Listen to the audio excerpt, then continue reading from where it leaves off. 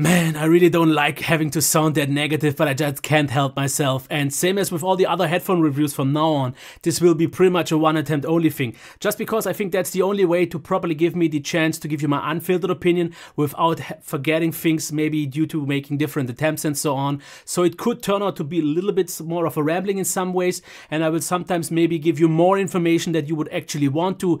But in the end, that's the best way to cover a headphone in my opinion, at least from a very passionate headphone reviewer point of view. So let's talk about the 1000Xs. Already in my review of the 950N1, I saw that more people were interested in my opinion about these. And even in that review, I said that the 1000Xs are way better than the 950N1. But since they cost double that of or twice as much as the 950, I therefore can't easily recommend them without at least giving you all the information that I would like to give you. So first of all, what's in the box? Of course, the headphone and a nice carrying pouch, because a case that will definitely protect your headphone quite well, as you can see. No problems here at all. So all is good in that regard. We also get a 3.5mm cable with the cable for the charging and the airplane adapter. So in terms of content, you are absolutely fine. Now, what about the headphone? In terms of design and build, I can't really complain, because build quality is absolutely nice here with the flexible metal. It feels quite sturdy, and even the plastic feels absolutely high quality. So all is good here. Now, the cushioning here on the top is maybe not that thick and not that maybe, yeah, soft it is, but not that well covered, because you actually feel some plastic knobs underneath there. Something you don't really feel though, which is more important. Of course, as you can see here, you can rotate those cups and you can fold them up for easy transportation. So all is good here. Now, in terms of buttons and so on, you get an ambient sound button, you get a noise cancelling button, on and off along with the input. On the other side, micro USB to charge it up. And as you can see, no media controls, because this is done here with the capacitive side of the right ear cup. So up and down for the volume, left and right for the track switching, and the double tap to play and pause. And even though this idea is actually kind of cool, I would say it's a little bit more of a burden, because so many times when I just readjust the headphone, I do some accidental hits.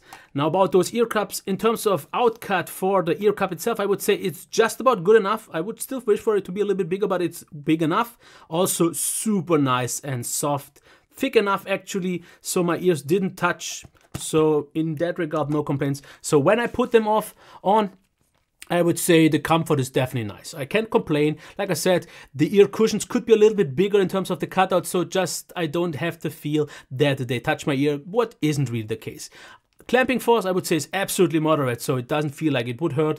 Like I said, also the problem that you have these kind of plastic knobs on there is not an issue, because you don't get it to push that hard on it. So it's soft enough, so comfortable it is.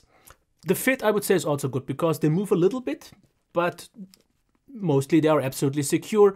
Like I said, the controls, especially if you move your head a little bit more, the headphone, that's not perfect. But in that regard, I can't really complain. Now, the isolation to the outside is actually already, even though it has noise cancelling active, way more than on some other ones, because I hear myself very muffled, and the isolation towards the outside is definitely above average, and the leakage as well is quite good. So all that aside, let's cover, of course, the battery life, which is super great. Of course, what they state is pretty much also what you get, which is something really nice on Sony, so they don't overclaim. So they definitely deliver you what you get here. And the noise cancelling also works on a really good level. It might not be quite up on a Bose level, but definitely more than enough. And I don't think most people would actually ever bother about the differences. This is just minimal. So in terms of features, you are well all off here. You have the ambient sound feature, one thing that I didn't really use so much.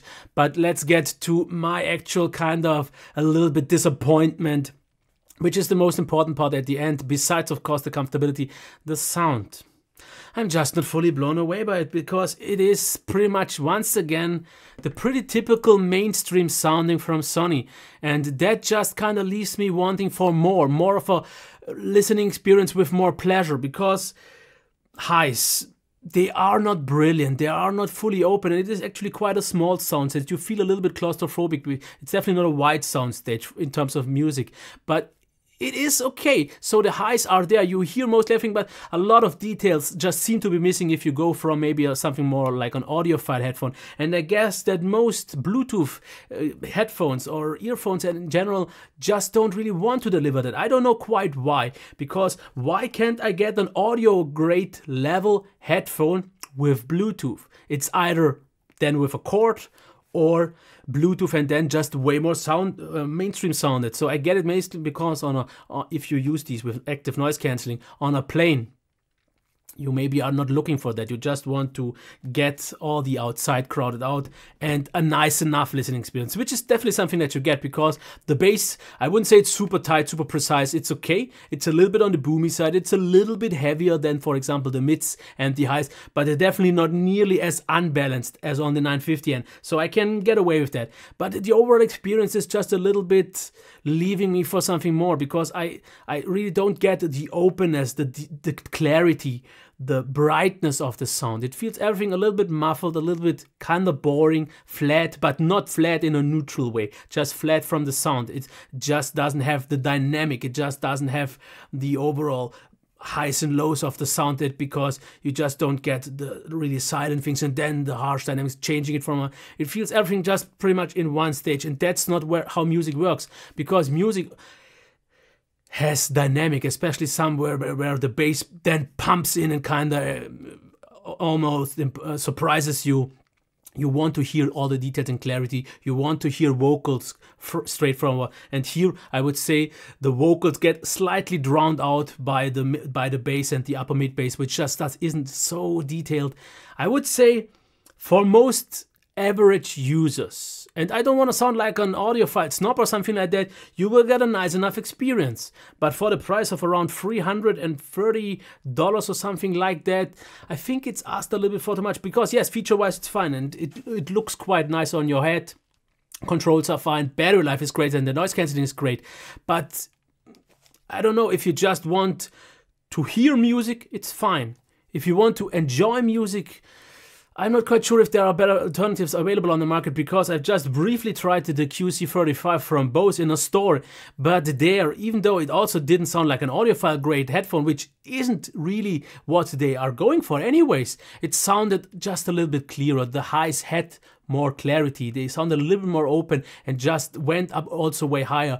Of course, cut off like they all are, so none of them get really harsh or anything, which is great for long music sessions, because if you are on a plane for like 6 or 7 hours with the noise cancelling, you can blast over your ears. But that actually leads me to one point that I just forgot. The maximum volume is actually one of the bigger downsides for me as well, besides the sound just not being impressive, because even though I listen to them on 100% all the time, I never got the maximum volume that I want. I guess for most people it will be fine, and not there's something wrong with my hearing. I hear very well, but I just like to hear very loud. And here I would have needed at least 10-15% more, and then I would have liked to maybe get even 10% like for headroom. So to summarize this and not to make this longer than it has to be, build and design, features, battery life and all that, really good, and that would be worth the money. But you maybe see that one big important part is missing, the sound. And I would just like to see something a little bit more brighter. Just something that you can use to enjoy music and not just listen to it. And that's hard to explain, because I'm not someone who needs something super neutral and balanced. I want a nice V-shape or something like that is okay. But especially the highs and the mids are something that I would emphasize more than on just the bass. Yeah, that was it. Now you know my opinion. Like I said, it's a little bit hard to recommend them. I can't really say if I would recommend the QC35, because I just think that $300+ is a lot of money they are asking for, especially since you can get, I think, cheaper ones that maybe won't be that much weaker. So I will try to review some of those to maybe tell you what I think then. But as it is for right now, you know what I think. And yeah, if it helped you, maybe a thumbs up. But I get that a lot of people will be upset because everyone else reviewed them very positively.